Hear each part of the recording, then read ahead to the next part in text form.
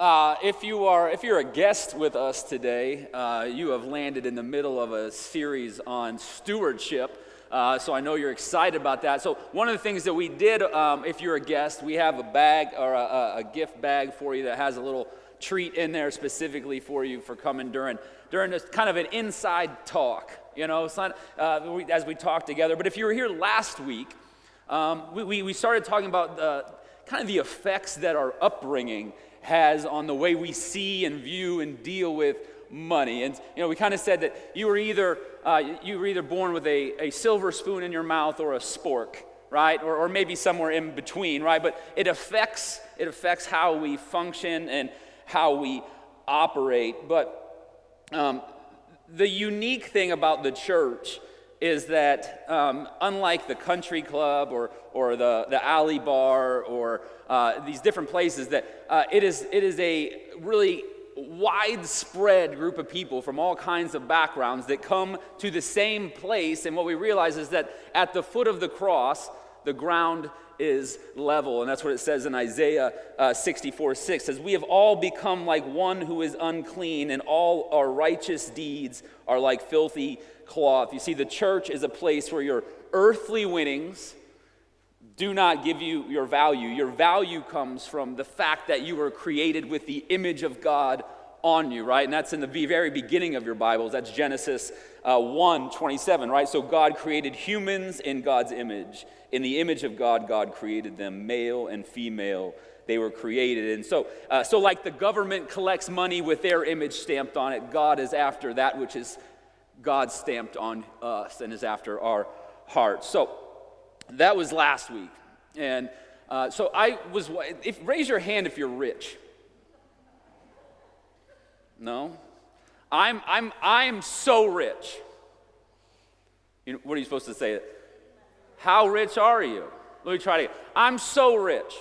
How rich are you? My cars have their own home in the backyard, and I have so much stuff that I can't even park my cars in it. Anybody rich yet? Oh, there's a couple more rich folks now, right? I'm so rich. I buy equipment to cut and manicure grass that I can't eat and is of no benefit to anyone. I just like growing it and cutting it. And I have my son do it because I like to have him argue with me about it, right? This is what I do. That's how much money I have. Now, I don't know if you know this, but 1.6 billion people have inadequate or no housing. 1.6 billion. But I have in my basement, I don't know if you know this, a container that just holds hot water so that anytime I need it, and this is how rich I am. You won't believe this thing. So anytime I need hot water, I can just turn a nozzle. And not even that, I let the water just run down the drain until it's exactly the right temperature that I love. Anybody rich yet? I think we're all rich, right? And so what happens is that we don't feel rich, right? We don't feel rich because we're constantly kind of looking at all the things that are around us. But I love what Dave Ramsey, I'm a big Dave Ramsey fan, I don't know if you all are, but he says this. He says, we keep buying stuff we don't need with money we don't have to impress people we don't even like, right? It's like that is the function of America, it seems like. Like we will celebrate a $200 a month raise with a $400 a month car payment, right? It's like we got to do something. Like that's what we do. We have loans on phones. We have loans on phones, right? We used to not even have a phone, right? We'd just walk around and just hopefully someone would leave a message and you'd have fun message machine answering. You know, remember those? We have loans on phones. And so you start to see that there's a reason we struggle to keep up. And so before I dive into the passage today, I just want to be a little harsh. So just bear with me for a second. Math doesn't care about your feelings.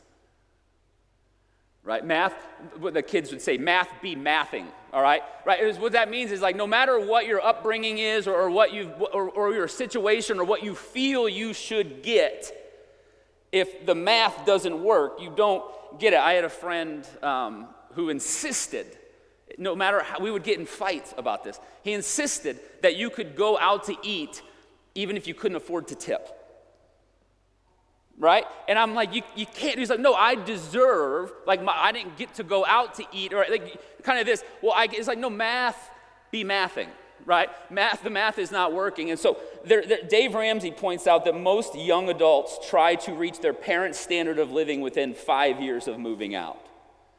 Right? It's like, I want to have all the stuff. I want to write all those things. And that's why we finance furniture, cars, and vacations. Like we're chasing comforts of others that we see around us. And so Paul writes to his protege, Timothy, a pastor of a church. And he begins we're going to pick up in verse 17. It says, as for those in this present age that are rich, right? You've got hot water, garage, and grass, all right? Those that are rich, command them not to be haughty.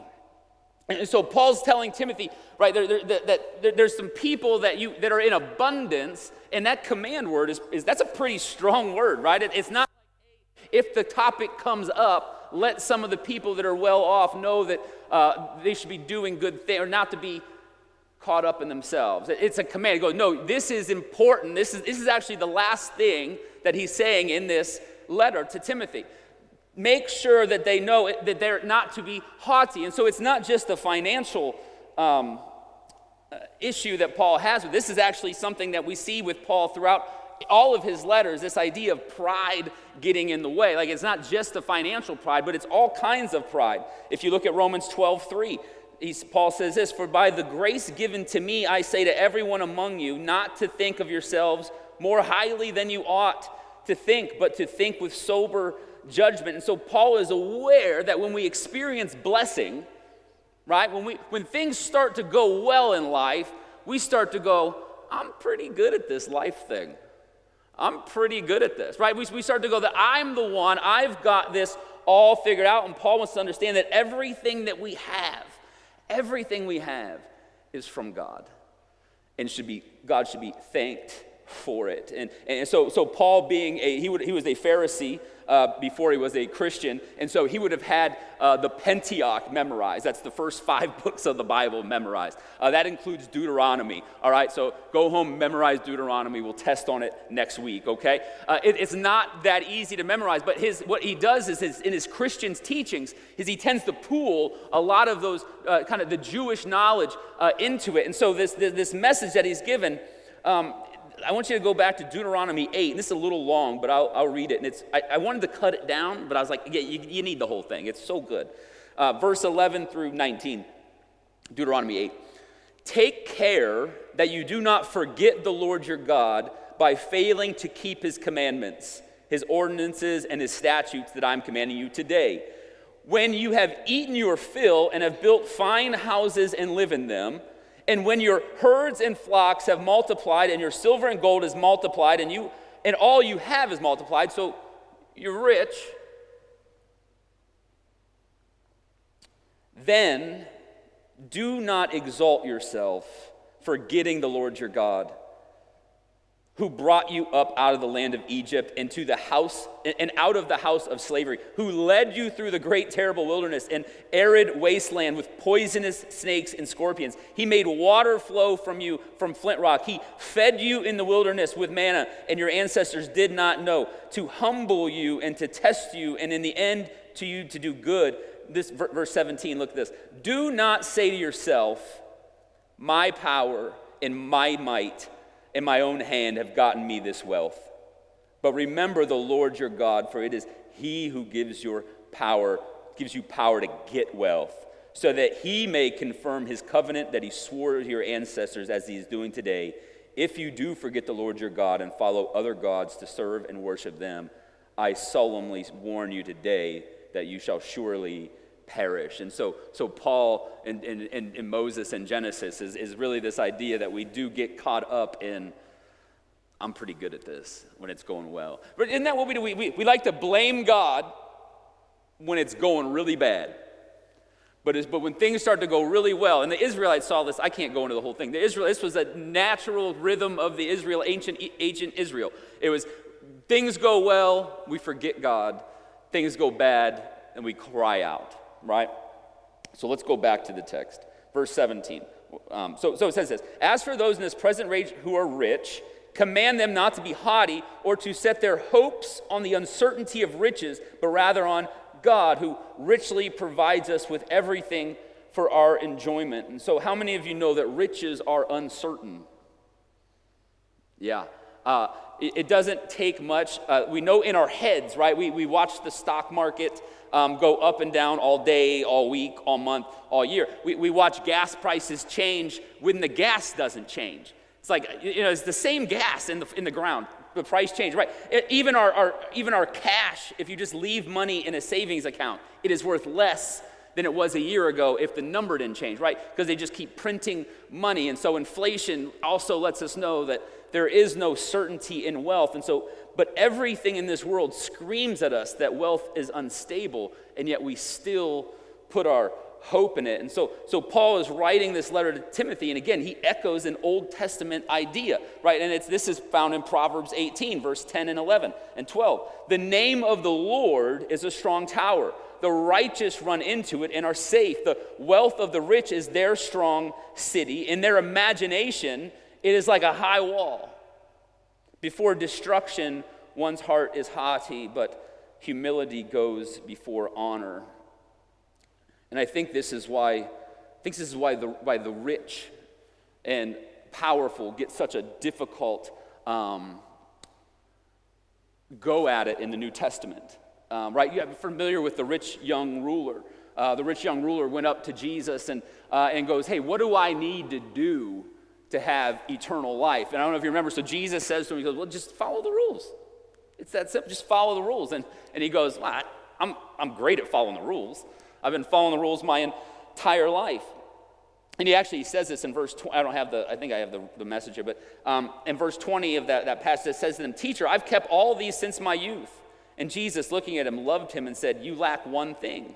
Go sell what you own and give the money to the poor, and you will have treasure in heaven. Then come follow me. When he heard this, he was shocked and went away grieving because he had so much. See, it wasn't that he lacked poverty. Does that make sense? Like, it's not like the command isn't to be poor. But there was something that he was missing, right? I love the phrase from John Wesley, right? It's like, gain all you can, save all you can, and give all you can, right? That's his famous line. So it's not this idea of being poor, but it's about not letting what you have own you, right? You're like, I own all these things. Like, do you? Or do they own you?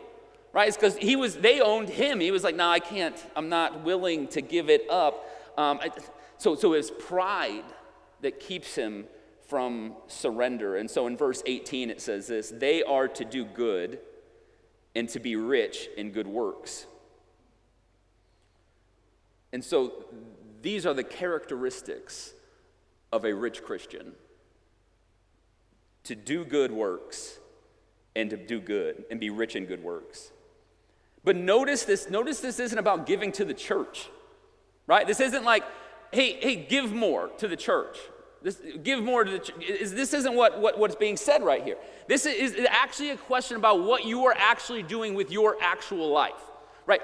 When you're functioning throughout the day, throughout the week, with your family, with your friends, are you rich in good works? Listen, some of us could go down to the laundromat and pay for someone's laundry for the day. And that wouldn't cost you a lot, right? Some of you could go down to Habitat for Humanity and buy part of a house for a single mom, right? Like, we're all in different stages of this, but this part isn't speaking necessarily to what you're doing in the church, but what you're doing as individual Christians in the world, right? You're just supposed to be understood as people that do good things and are rich in good deeds. In Genesis 12, we have a reminder. In verse 2, God tells Abram, I will make I'll make of you a great nation. I will bless you and make your name great so that you will be a blessing. So in the beginning we said that all that we have is because of God. All our blessings we have are because of God. But now all of our blessings are for others, right? We're blessed so that we can be a blessing, right? So anytime you get a blessing, our first thought should be, who can I bless? Right?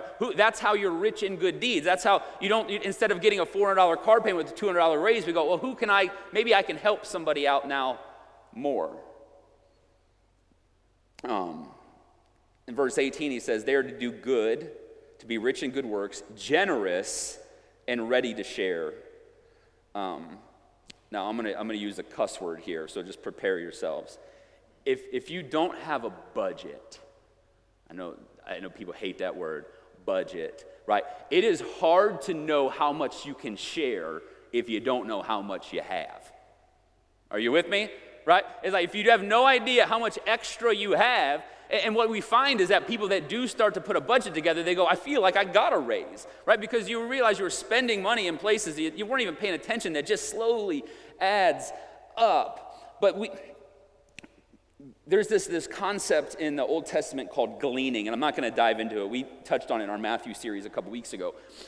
But the idea is that you would have fields, and when the path by the fields or through the fields, you wouldn't pick, if you were the farmer, you wouldn't pick all that food. You would leave stuff on the edges so that the poor, when they were walking by, could eat, right? They could eat as they were walking. And so what me and my wife did, especially back when budget was really tight, we had to make sure in our line item, I had a big Excel sheet that would go back like 6 years.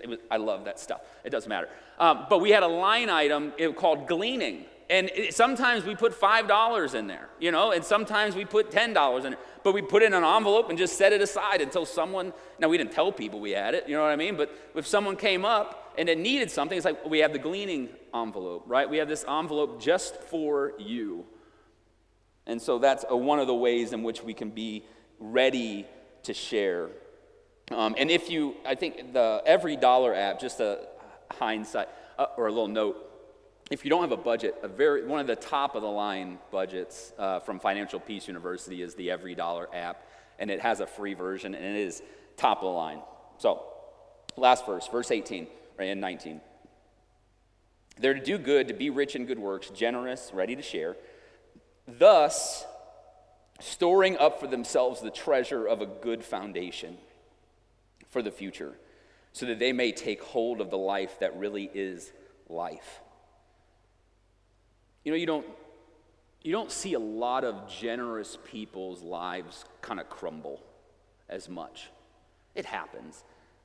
They might go through hard times, lose jobs, face sickness, struggle like everyone else, but there's a steadiness to people that are generous. And it's because generosity roots you in something that's deeper than your circumstances.